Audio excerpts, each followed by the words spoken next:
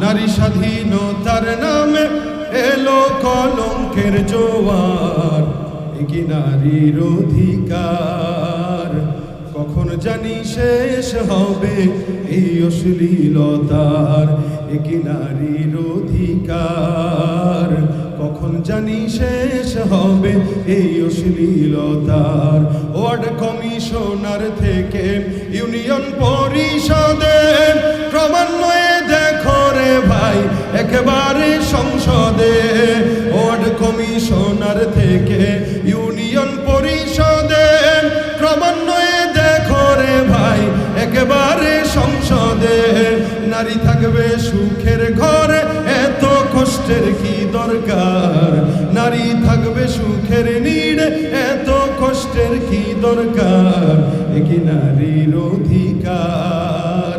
কখন জানি শেষ হবে এই অশ্লীলতার, এ কি নারীর অধিকার? কখন জানি শেষ হবে এই অশ্লীলতার। এরাই নারীবাদী হয়ে আমাদের সামনে নারীদের অধিকারের কথা বলে, কিন্তু দিন শেষে অধিকারের নামে দৌলত দিয়া পারে এরাই নারীদেরকে বিক্রি করে, পাচার করে।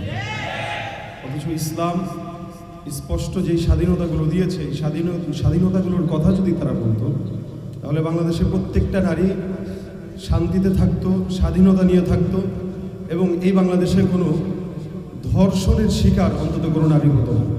অথচ আল্লাহ পাক রব্বুল আলামিন বলেছেন, লা তুকরিহু ফাতায়াতিকুম আলাল বিগাই ইন আরাদনা তাহাসসুনান লিতাবতাগু আরাদাল হায়াতিদ দুনিয়া।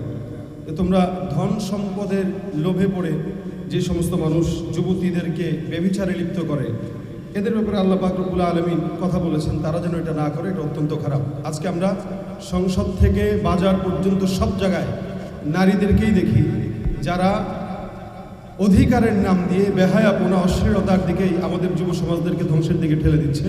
আমরা চাই আজকের এই সেমিনারের মাধ্যমে বাংলাদেশ থেকে এই নারী কমিশন যেই আইন পাশ করতে চাচ্ছিল এটা যেন বাতিল হয়, এবং বাংলাদেশে ইসলামের আইন অনুযায়ী নারী স্বাধীনতা আসুক, প্রত্যেকটা ঘরে ঘরে শান্তি আসবে বলে আমরা বিশ্বাস করি। ইনশাআল্লাহ আমরা জাতীয় ওলামা মাশায়েখ আইম্মা পরিষদের পক্ষ থেকে এই বাংলাদেশে কোনো প্রকার ইসলাম বিরোধী আইন পাশ করতে দিব না, ইনশাআল্লাহ। জোরে ইনশাআল্লাহ।